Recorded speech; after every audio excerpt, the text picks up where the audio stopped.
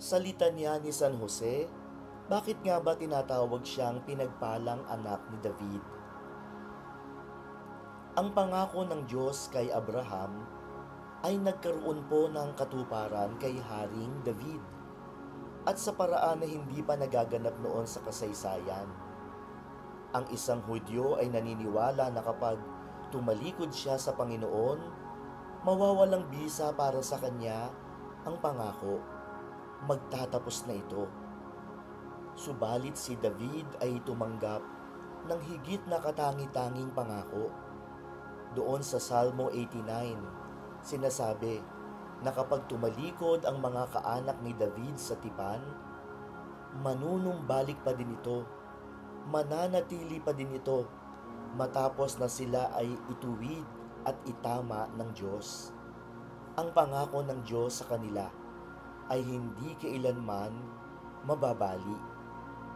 Ang Mesiyas ay tiyak na darating at magmumula ito sa diretsyong hanay mula kay David. Si San Jose, na magiging asawa ni Maria, ay isang lalaki mula sa angkan ni David, kaya tagapagmana siya ng lahi ng hari. Si Maria din ay mula sa lahi ni David, kaya ang dalawa kung tutuusin ay malayong magkamag-anak. Si San Jose ay ang pinakadakilang kaanak ni David, kaapu-apuhan ni David, dahil siya ang huli sa hanay ng mga kaanak ni David bago dumating ang Mesiyas.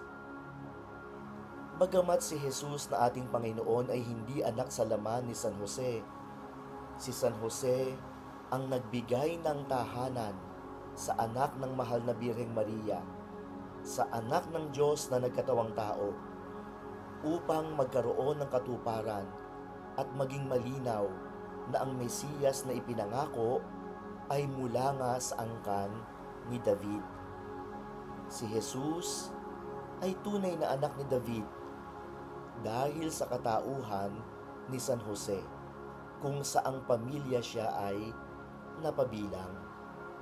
Pinagpala talaga si San Jose dahil itinalaga itong kapalaran niya ng Diyos mismo na humirang sa kanya upang maging ama-amahan sa lupa ng Diyos na nagkatawang tao, ang ating Panginoong Hesukristo. San Jose, ipanalangin mo kami. Amen.